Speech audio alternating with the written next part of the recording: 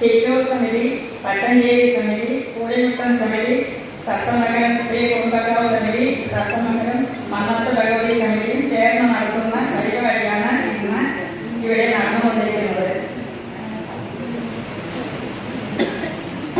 അതിൻ്റെ ഉദ്ഘാടനം മഹാമണ്ഡലേശ്വർ എച്ച് സ്വാമി പ്രഭാകരാനന്ദ സരസ്വതി മഹാരാജ് അവർക്ക് സ്വാഗതം അറിയിക്കുന്നു.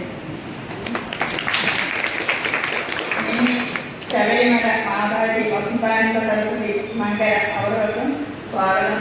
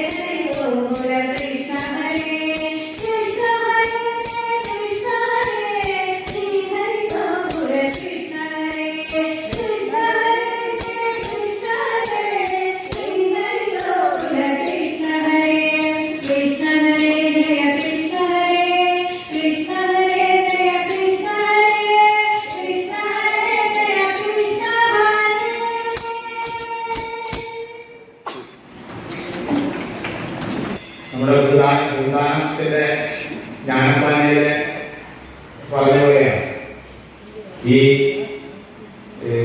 14 ലോകങ്ങളിലും ഏറ്റവും പുണ്യമായിട്ടുള്ളത് ഭൂമിയാണ്. ഭൂമിയിലെ 7 ഖണ്ഡങ്ങളിൽ ഏറ്റവും പുണ്യ ഭൂമി ഭാരതമാണ്. ആ ഭാരതത്തിലെ ഒരു പുൽത്തകിടിയായിട്ട് എനിക്ക് ജനിക്കാൻ സാധിച്ചിരുന്നെങ്കിൽ അതിലും വലിയ ഭാഗ്യം പുണ്യം ഈ ലോകത്ത് ഒന്നുമില്ല. അങ്ങനെയുള്ള ആ ഭൂമിയിൽ ഞാൻ 14 കൊല്ലം കാശിയിൽ ജോലിയിരുന്നതാണ്.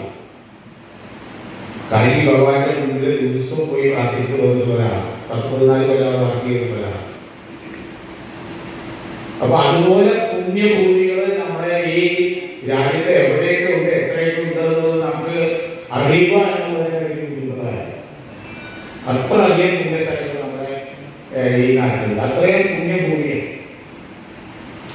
ആ പുണ്യഭൂമിയിൽ ജനിക്കുക എന്നുള്ളത് നമ്മുടെ സോക്രട്ടീസ് എന്ന് പറഞ്ഞ ഗ്രീക്ക് തത്വചിന്തകൻ, അദ്ദേഹത്തിന്റെ ഈ തത്വചിന്തകളിങ്ങനെ ഗംഭീരമായി നടത്തുന്ന സമയത്ത് അവിടുത്തെ രാജാവിന് ഇത് ധരിച്ചില്ല. അദ്ദേഹത്തെ രാജസ്ഥാൻ പോകുമെന്നുള്ള പേടി വന്നപ്പോൾ അദ്ദേഹത്തിനെ വധശിക്ഷ വിധിച്ചു.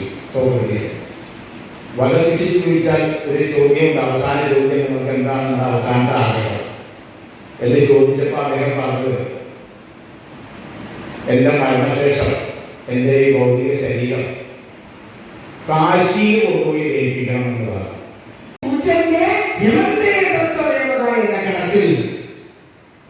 ഭാരതത്തിന്റെ പ്രസിഡന്റ് ഒരു സ്ത്രീ ആയിരിക്കവേ ഭാരതത്തിലെ സ്ത്രീ രത്നങ്ങൾ ഒന്നിച്ചു ചേർന്ന് സനാതന ധർമ്മത്തെ സംരക്ഷിക്കുവാനായി ഇറങ്ങി തിരിച്ചതിന്റെ ഉത്തമമായ വിജയമാണ് 11ാമത്തെ സാന്ദ്രാനന്ദം എന്ന ഇന്നത്തെ ചടങ്ങ്.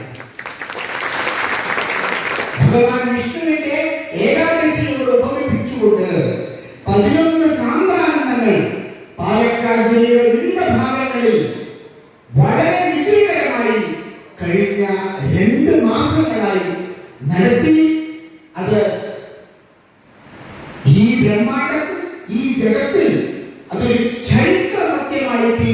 ഉറക്കെ പ്രഖ്യാപിച്ചുകൊണ്ട് ദക്ഷിണ ഭാരതത്തിലെ എല്ലാ കുടുംബങ്ങളെയും സനാതന ധർമ്മത്തിൽ ജാതിക്കും കുലത്തിലും കുടുംബത്തിലും ഗോത്രത്തിലും വർഗത്തിലും വർമ്മത്തിലും അതീതമായി സമാജത്തെ ഞങ്ങൾ ഒന്നാണ് എന്നൊരു കെട്ടാക്കി തീർക്കുവാൻ കഠിനമായി പരിശ്രമിക്കുന്ന ഈ ഉത്തമമായ ശ്രീമന്നാരായണീയം എന്ന ഗ്രന്ഥത്തിന്റെ, അതായത് ഭഗവാൻ വിഷ്ണുവിന്റെ ബന്ധുക്കളായ നിങ്ങളെ എല്ലാവരെയും പ്രണമിച്ചുകൊണ്ട് ഔപചാരികമായി ഭഗവാൻ വിഷ്ണുവിന്റെ പേരിൽ ശ്രീമന്നാരായണൻ നാളെ തുളസി വിത്ത് കൊണ്ടുപോകാനായിട്ട് ഗുരുവായൂരിലേക്ക് എല്ലാവരും ഞങ്ങളെ എല്ലാം ക്ഷണിച്ചിരിക്കുന്ന ഈ സാഹചര്യത്തിൽ അഭിമാനപൂർവ്വം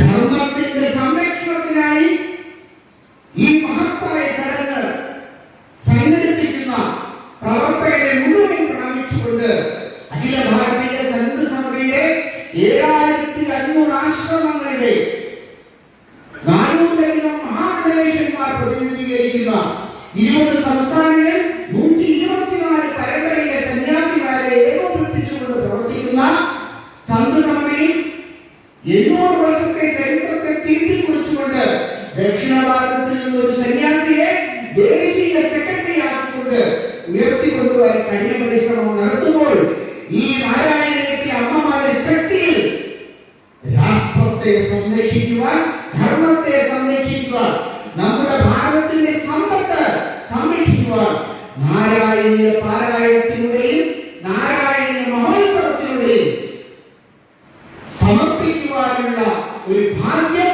നമുക്ക് ലഭിച്ചതിന് ഭഗവാൻ വിഷ്ണുവിനോട് നന്ദി രേഖപ്പെടുത്തിക്കൊണ്ട് ഈ ചടങ്ങ് ഔപചാരികമായി ഭഗവാൻ വിഷ്ണുവിന്റെ പേരിൽ ഇവിടത്തെ ചോട്ടാനിക്കര അമ്മയുടെ തൃപ്പാദങ്ങളിൽ നമസ്കരിച്ചുകൊണ്ടും യശസ്വരീയനായ നമ്മുടെ ശങ്കരസ്വാമിയുടെ പാദങ്ങളിൽ നമസ്കരിച്ചുകൊണ്ടും ഇത്രയും മംഗളമായി ചോട്ടാനിക്കര ക്ഷേത്രം നടത്തുന്ന കുടുംബാംഗങ്ങളെ മുഴുവൻ പ്രണമിച്ചുകൊണ്ടും ഇന്നത്തെ ആചാര്യ ശ്രേഷ്ഠയായി പ്രഭാഷണത്തിൽ എത്തിച്ചേർന്നിട്ടുള്ള നമ്മുടെ അമ്മമാരെ നമസ്കരിച്ചുകൊണ്ട് ഉദ്ഘാടനം ചെയ്തതായി പ്രഖ്യാപിക്കുന്നു.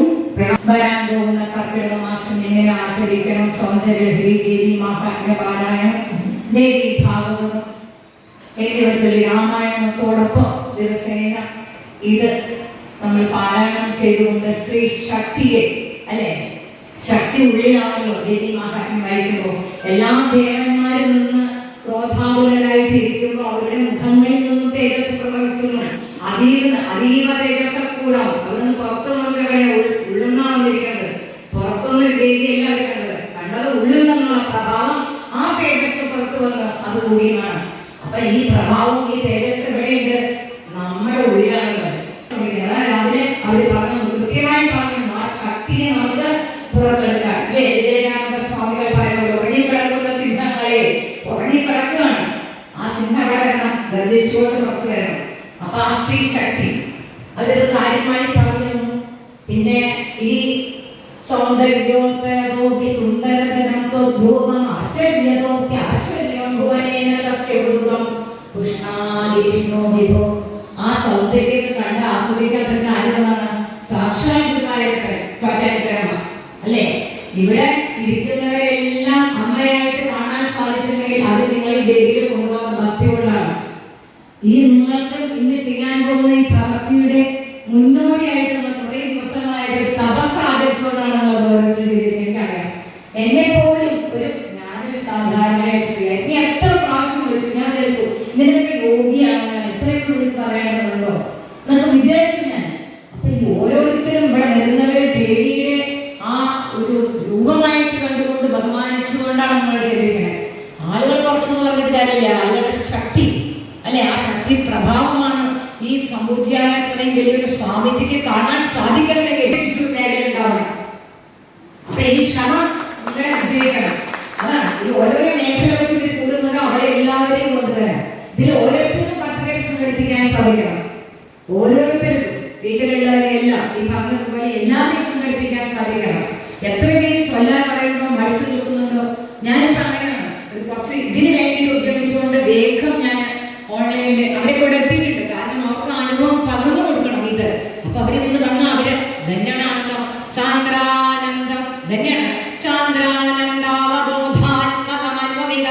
കാലദേശാദിവ്യം. കാലം ദേശമുണ്ടോ ഭഗവാനെ?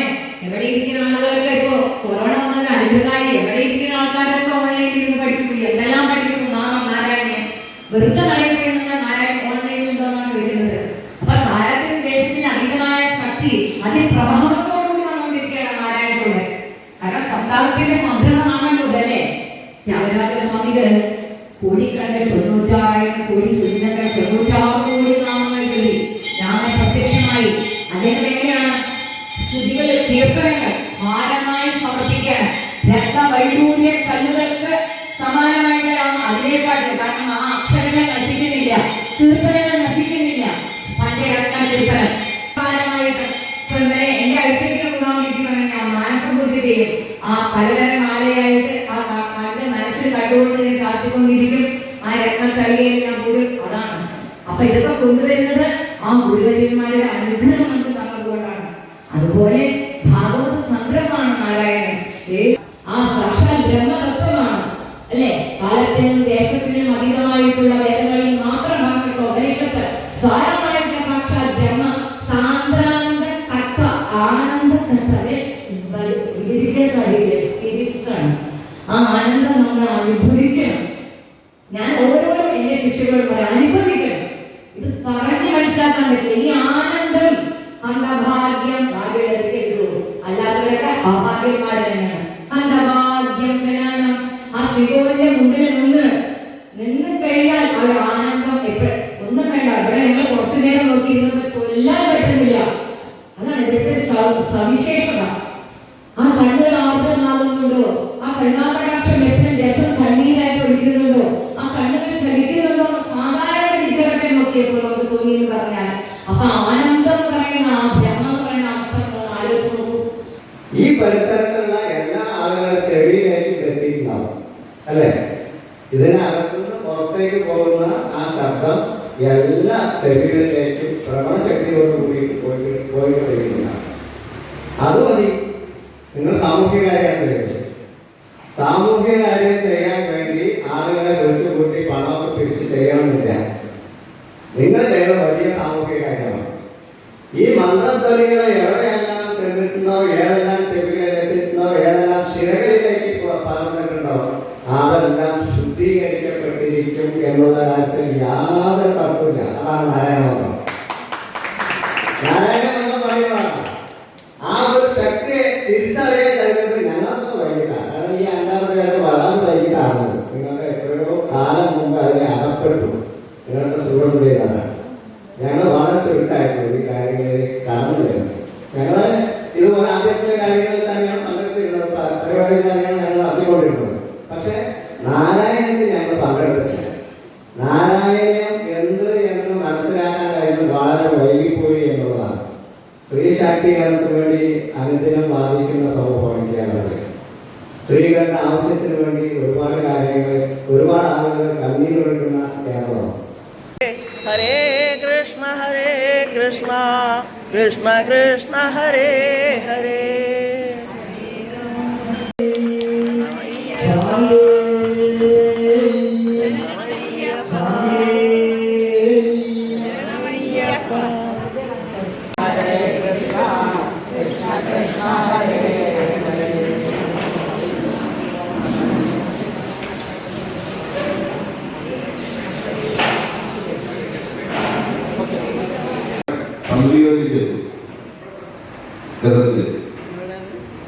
കൊല്ലങ്കോട് നമ്മൾ പരിഷ്കരിച്ച് പൂജ കഴിച്ചുകൊണ്ടിരിക്കുന്നുണ്ട്. എറണാകുളത്ത് കഴിഞ്ഞ വർഷങ്ങളിൽ കഴിഞ്ഞ അതേ വിഗ്രഹമാണ് വിടുകയില്ല. ആ വിഗ്രഹം രഥത്തിൽ നമ്മുടെ സ്ഥലത്തെത്തുമ്പോൾ നമ്മൾക്ക് ഈ നാരായണ മഹോത്സവത്തിന് വേണ്ട ഉൽപ്പന്നങ്ങൾ സമർപ്പണം ചെയ്യാനൊരു സംവിധാനം തന്നെയുണ്ട്. അത് നമ്മൾ സമിതികളുടെ കൂടെ അറിയിക്കാറുണ്ട്.